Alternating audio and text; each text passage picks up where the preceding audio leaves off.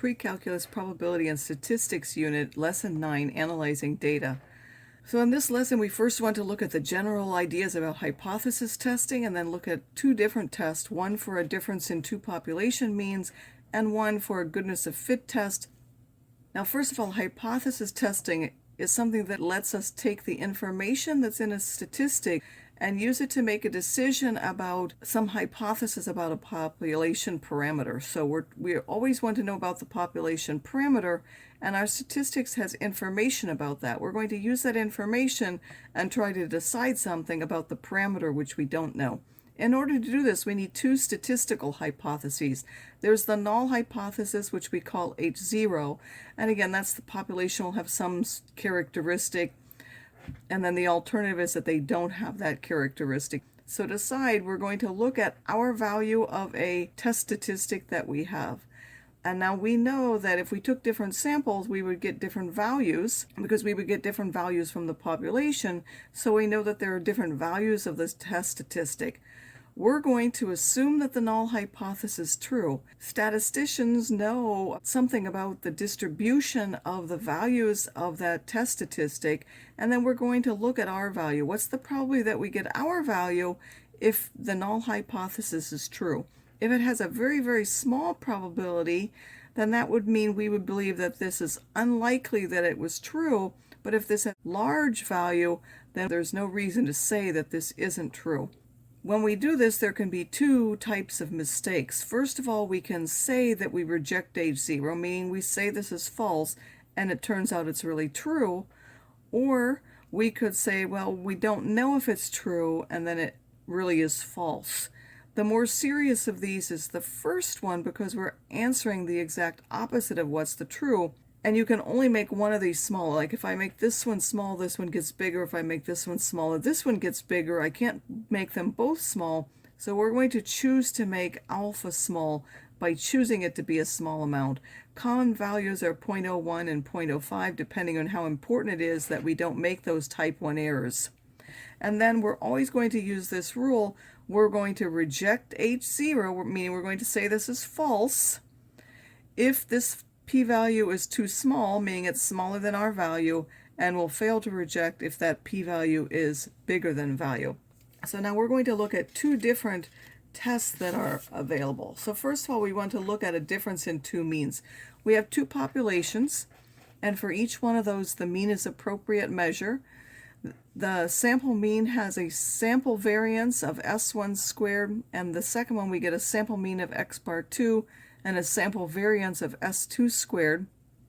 They both have x's in the TI-84. And then we want to know, for those two populations, do they have the same mean or do they have a difference in means?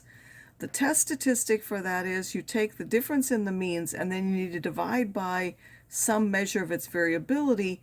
Well, we're going to assume that they're both normally distributed, meaning they're both symmetric, certainly, and that they have equal variability, meaning they have the same shape, they're just moved down from the other one. One might be higher or lower, or they might be the same.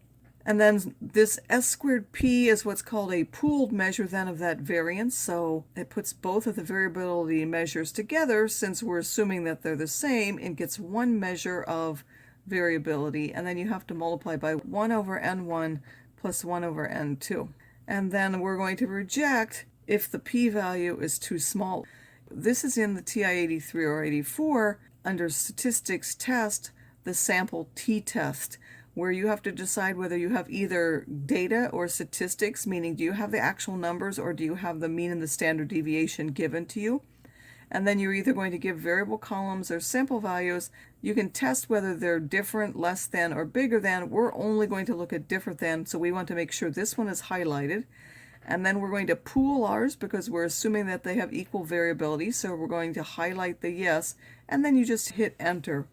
So we have the amount of solar UV light reaching the Earth's surface in a particular location was measured for 15 days in cooler months and 18 days in warm months, and we got these statistics for that. Assuming normal distributions with equal variances, test if there's a difference in the average UV light. We're going to test whether the differences in the means is 0, or you could write that mu1 is equal to mu2 and mu1 is different from mu2, as they showed up here. So either one of those would be acceptable. Then you're going to write down the test statistic, and then you have to give the observed value and the p-value, which you're going to get from the calculator. Because this is data, I don't have to enter the data first. I can do it right in the test. I'm going to go to second test. Again, this is a 2-sample t-test, so we're going to go down to option 4. It says, do we have data or statistics? So if I put data, it will ask me which columns are my data in. If I have statistics highlighted, it will ask me for the mean and the standard deviation. Well, these are the statistics, so I'm going to highlight that, enter the numbers that I have here. My first mean is 3.8773. I hit enter. The standard deviation 0.7507. I hit enter. The sample size, well, we're told it was 15 for cooler and 18 for warmer, so the first sample size is 15. Then the second one, I have 4.1417 for the mean, and I have 0.7088 for the standard deviation, and then there were 18 values for that. Again, always double check that you've entered your information correctly. You won't get the correct answer if that is incorrect. And then we want that to be highlighted, so we're going to hit enter. And then we want it pooled, so we're going to go to yes and hit enter. Then we have to move down, and we want to calculate, so we say calculate, and there's our test statistic, and there is our p-value. It's also listed the rest of the things. It will also give you that pooled variance, so that's SP right there. I have written down the t-value and then the p-value. And then the rejection rules, reject if this p-value is too small. Well, it's not less than our 0.05, so I'm going to fail to reject.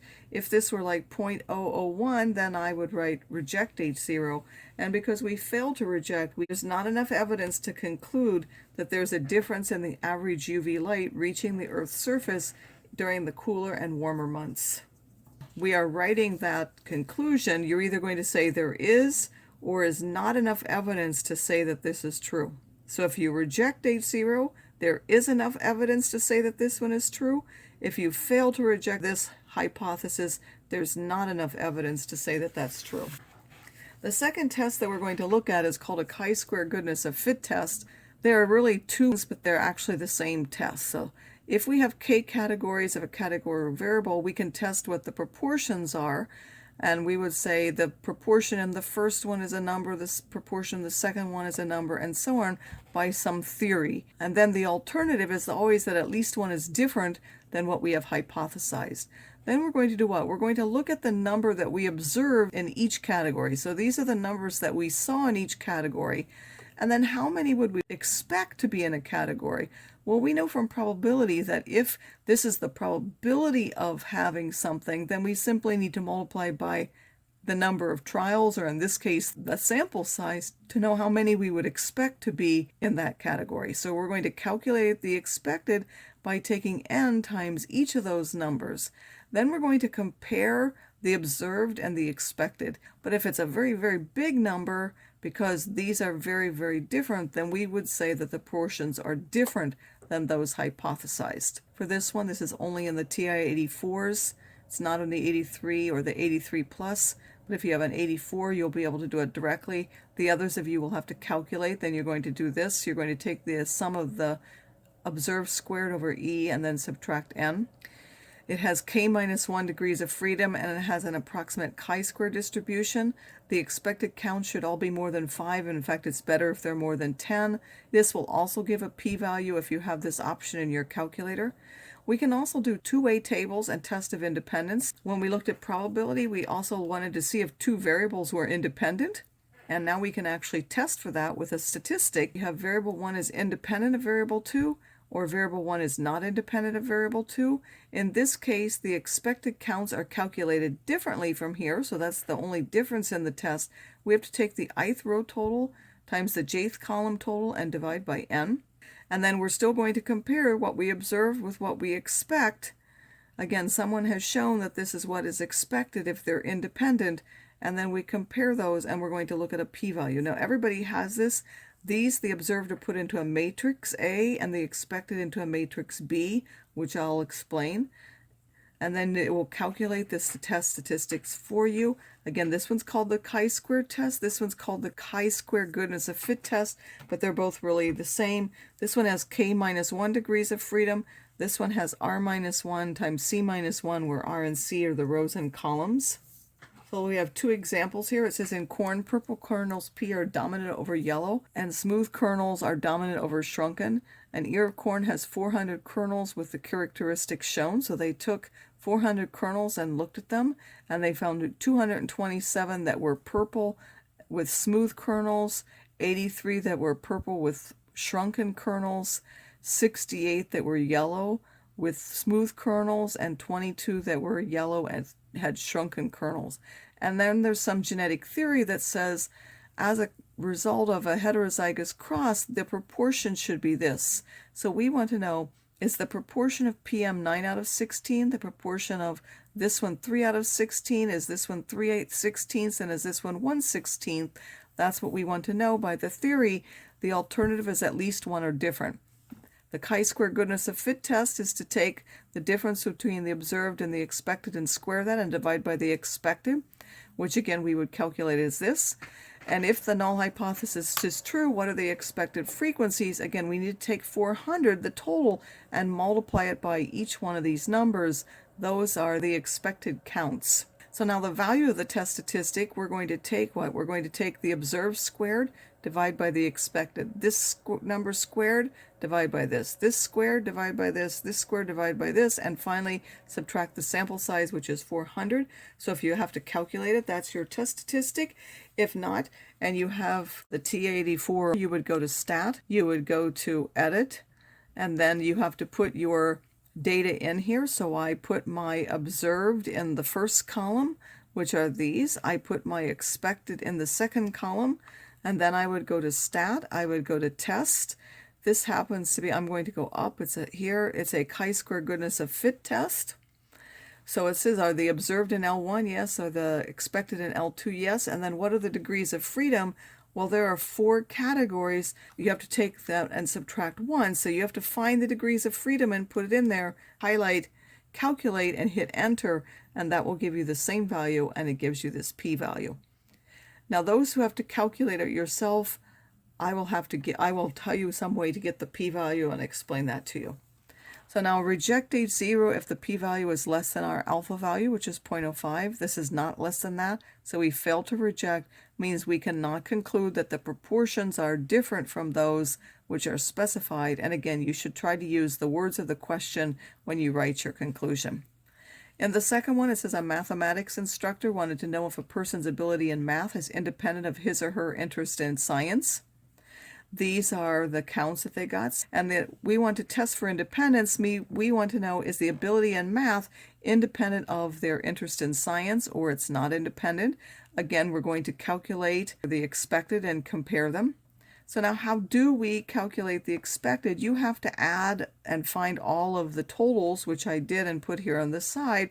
And then if I want to know what's expected here, I have to take the total for that row and the total for that column, multiply them, and divide by the overall total. So I put the totals out here. I'm going to take, for this one, I'm going to take this row total, this column total, multiply those, and then divide by 360.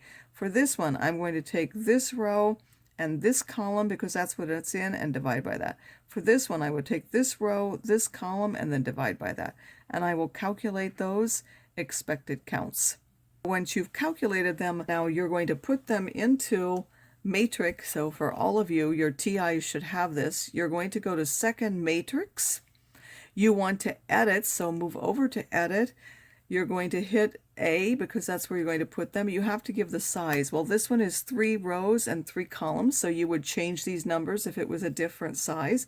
You hit enter, enter, and then you start entering the data. So you would put the first one, 58, enter, and then you would put 43 and hit enter, and it would move to the next one. So you would say 58, enter, then it puts in 43, enter, and so on. I already put all those in there. Then you have to go back out to second matrix. You go to edit again. This time you select matrix B. You're going to put those into B. Again, you hit enter. Make sure that this would be the right size, 3, 3, and then you would enter these in the rows and columns of that matrix. then you would quit that. Then you would go to stat. You're going to go to test. This time you want the chi-square test.